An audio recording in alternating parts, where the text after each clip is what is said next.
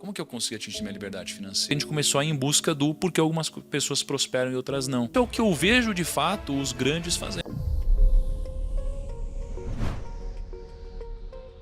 Atingido minha liberdade financeira com 26, 27 anos, foi cedo, e aí eu comecei a pensar, caramba, cara, como que eu consegui atingir minha liberdade financeira, né? Porque, por mais que eu tivesse tido muito amor na minha vida, eu tive muito perrengue também. Então eu era o cara que eu trabalhei como barman, como garçom, né? E eu lembro que no momento que os meus amigos estavam indo nas festas para se divertir, né? Então eu lembro que eu trabalhava mais do que todas as pessoas que estavam ao meu redor, né? E a maioria das pessoas não se preocupavam com isso. No final de semana eu trabalhava, a maioria não se preocupava com isso. Então eu tive um momento muito difícil na minha vida em relação a esforço, em horas de trabalho. E chegou um belo momento que eu atingi minha liberdade financeira. Eu falei, caramba, peraí. Com certeza eu dei algum tipo de sorte, mas eu devo ter feito alguma coisa certa também para ter atingido a minha liberdade financeira tão cedo em relação às outras pessoas. E comecei a estudar na época. E uma das pessoas que eu estudei tinha sido Napoleão Hill, né? O Napoleão Hill foi um cara que estudou sobre riqueza na época dele, né? No tempo dele. Só que num tempo onde não existia internet. E aí eu me questionei, poxa, será que existe algum motivo do porquê as pessoas prosperam? E eu pensei, como temos acesso à internet hoje, imagina como a gente não pode fazer uma análise muito mais quantitativa do que ele fez na época dele. E aí foi daí que a gente começou a ir em busca do porquê algumas pessoas prosperam e outras não. Será que existe um código? Um dos primeiros grandes nomes que tinha conseguido tinha sido Chris Gardner. Na época da escola de vocês, tinha aquela aula onde a professora faltava e todo mundo assistia filme? Tinha, não tinha? Na minha também. E aí era sempre o mesmo filme, cara. A Procura da Felicidade. Era o mesmo filme, cara. Era sempre esse mesmo filme. E aí, mais pra frente, talvez por uma inspiração disso ou por um acaso, eu virei um assessor de investimentos. Que era exatamente o que o Chris Gardner fazia no filme A Procura da Felicidade. E eu virei justamente isso aqui no Brasil, então ele era um dos meus grandes ídolos. E aí quando ele vinha pro Brasil, eu fui um dos caras que tive acesso a conversar com ele. E aí eu fui pro hotel onde eles estavam hospedados pro evento, e eu sempre fui um cara de me esforçar mais do que a média.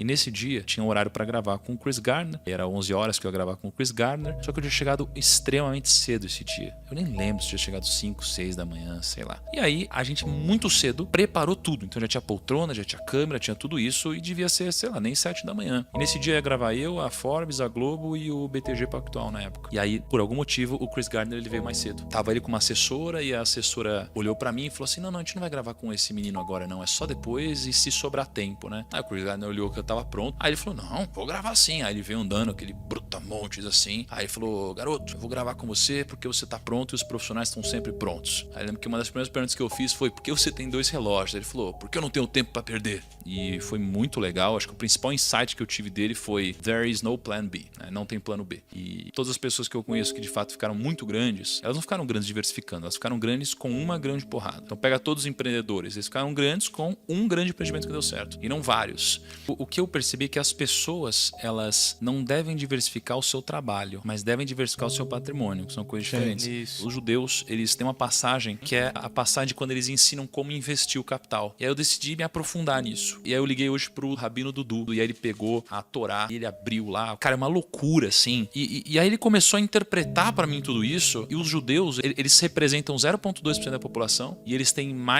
eles têm quase 1,5% da riqueza mundial. Então assim, eles são muito ricos por cabeça, mais do que qualquer outra religião, né? E tem algum motivo do porquê eles são muito ricos. Quando a gente foi estudar os princípios, né, judaicos, pensa que os judeus, eles acreditam, né, que os primeiros 5 livros da Bíblia são o Pentateuco, e aí, além disso, você tem a Talmud, que é uma coletânea, né, de livros que falam sobre lei, ética, moral e etc. Um desses livros tem um capítulo específico onde conta-se uma história. E nessa história é muito interessante que diz o seguinte, eles estão falando sobre leis. Estava escrito o seguinte, se você deixa um dinheiro seu na mão de alguém para cuidar, e essa pessoa perde o dinheiro que você deixou na mão dessa pessoa para cuidar, essa pessoa, ela está certa ou errada em ter perdido seu dinheiro? Tá? Então, olha que interessante. O livro fala que depende. Ele diz assim, ó, se eu deixei meu dinheiro com você e você foi negligente, então se você pegou o dinheiro e você deixou na mão de uma criança, ou você pegou, amarrou, jogou para trás aqui, e você perdeu o dinheiro, você é o culpado. Então, alguma coisa ruim tem que acontecer com você. Se você pegou esse dinheiro e você guardou da forma correta, mas alguém veio e te assaltou, você não é culpado. Se você fez tudo certo e você foi roubado, aí você não é culpado, tá? É isso que tá escrito lá. Só que aí, ele diz o seguinte, poxa, mas eu poderia ter dado esse dinheiro para uma criança. Em outras palavras, ele está dizendo assim, você poderia ter sido negligente. Mas o que mais eu poderia ter feito? Aí o rabino responde para ele, você poderia ter amarrado esse dinheiro na sua mão. Aí fala, amarrado esse dinheiro na sua mão? E aí depois ele explica o que é amarrar o dinheiro na sua mão. Ele diz, amarrar o dinheiro na sua mão seria como você pegar 1/3 do seu patrimônio e você enterrar embaixo da terra. 1/3 do seu patrimônio e você investir em negócios. E 1/3 do seu patrimônio e deixar deixar esse dinheiro não, e deixar essas posses abaixo da sua mão. Então ele diz, basicamente, que para o seu capital, você deveria diversificá-lo dessas 3 formas: terras, negócios e posses que estejam abaixo da sua mão. Ou seja, real estate, ações e reserva de valor. Então é muito interessante quando a gente fala sobre diversificação e quando o Chris Gardner fala sobre plano A, que eu vejo que o que te enriquece é o trabalho. Então no trabalho não existe espaço para plano B, C, D, é um único plano. Por quê? Porque se não tiver jeito de dar errado, você vai fazer dar certo, tá?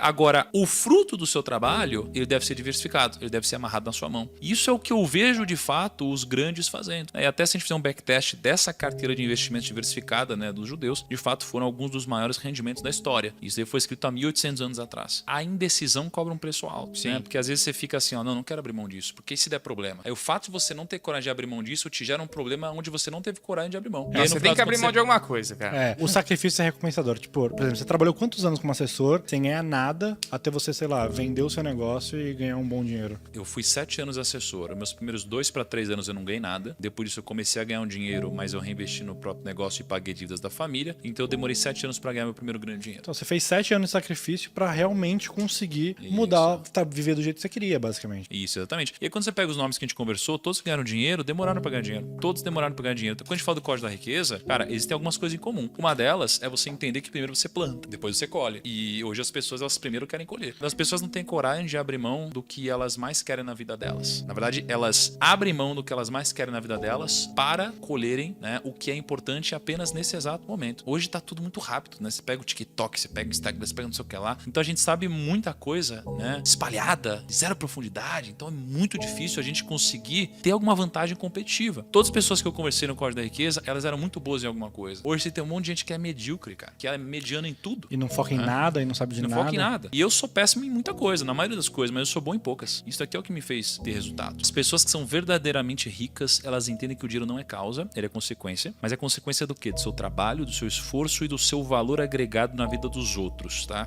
Trabalho, esforço e valor agregado. Isso daqui é o que vai tirar riqueza.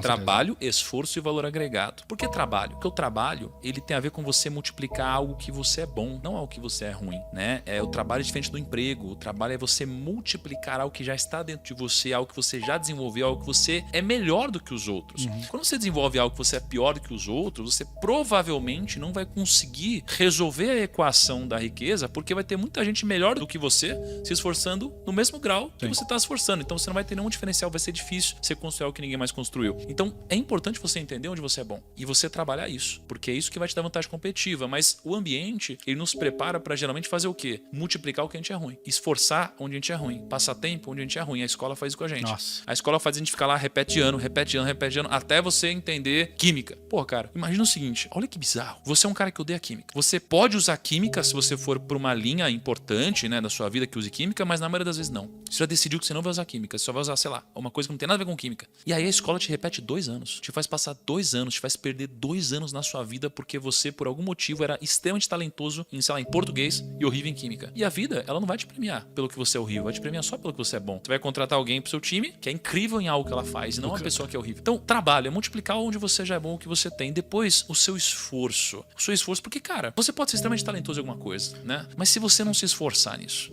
esquece. Você precisa de esforço, concorda? Porque senão você vai ser mais um medíocre, cara. Aliás, eu tô cansado de gente que não se esforça, cara. Tô cansado, eu fico puto com isso. Pior que gente sem discernimento cognitivo é gente vagabunda, cara. É a combinação perfeita. É o deixa a vida me levar com mediocridade, baixa capacidade cognitiva e vagabundagem. Agora, olha só, por isso, e aí você tem um terceiro ponto, que você tem o multiplicar o seu talento, você tem o esforço e você tem o valor agregado. Porque não tem como você ganhar alguma coisa se não agregar valor pro outro. O valor agregado eu aprendi com você, eu não sabia o que era isso. Eu achava que trabalhar e ter um emprego era realmente fazer o que eu fui pago pra fazer e tá tudo bem. Eu não sabia que era tipo assim, era fazer o que eu fui combinado a fazer, mas é tipo assim, cara, agregar realmente um valor a isso. É tipo assim, pensar com uma outra ótica, não é tipo, vou editar um vídeo pra subir no YouTube. Não, eu tô editando um vídeo que vai impactar um monte de gente. Eu tô editando esse vídeo pra bater mais de 1 milhão de visualização, porque eu sei que a gente vai conseguir converter esse vídeo em X, Y coisas. Então, as pessoas não entendem que é tipo assim, cara, se você hoje é um júnior numa empresa e você trabalha como um júnior, você vai ser pra sempre um júnior. Você nunca vai promover um cara pro pleno se o cara trabalha como um júnior. O cara tem que trabalhar primeiro como um pleno ou até mesmo como um sênior. Pra você sentir aquela coisa de tipo, puta, cara, esse cara ele já tá... Eu preciso promover esse cara. Promover esse cara. Não dá pra não promover esse cara, né? Exatamente. Tem que chegar nessa parada. E aí eu tava com o Jeffrey Myron, eu falei assim, Jeffrey, o que é riqueza pra você? E aí ele falou assim, tem 3 tipos de definições pra riqueza. Aí ele falou assim, ó, a primeira é a riqueza financeira, mas não é a única definição, mas é a primeira definição. A riqueza financeira é ter um patrimônio bacana que você construiu ao longo da sua vida. Então, mas você tem também a riqueza humana, que é o conhecimento que temos como indivíduo e a nossa capacidade de transmitir isso para outras pessoas, criando relações entre si. Isso é riqueza também. E a terceira riqueza é a riqueza vital, que ele diz que é basicamente a saúde, porque sem ela, as outras duas não fazem sentido nenhum. Então não adianta nada ter só a riqueza financeira se eu não tiver a riqueza vital. Não adianta nada ter riqueza financeira e a vital se eu não tiver a riqueza humana, porque vai me faltar alguma coisa. Vocês sabem como nasceu a previdência privada? A gente tem a previdência privada e a previdência social. A previdência social, né? Lá atrás, lá no exército romano, eles criaram um formato onde eles pegavam 2/7 do salário dos soldados romanos. E aí eles convertiam isso daqui no futuro em benefícios para eles e aí depois davam um pedaço de terra para os romanos. Aí mais para frente, na Prússia, eles, lá em 1883, se eu não me engano, com Otto von Bismarck, eles basicamente criaram um mecanismo onde eles pegavam uma parte do salário dessas pessoas, né, dessa contribuição para que no futuro eles pudessem se aposentar. Então aqui você tinha uma previdência social começando a ser criada porque as pessoas nunca se planejam para o futuro.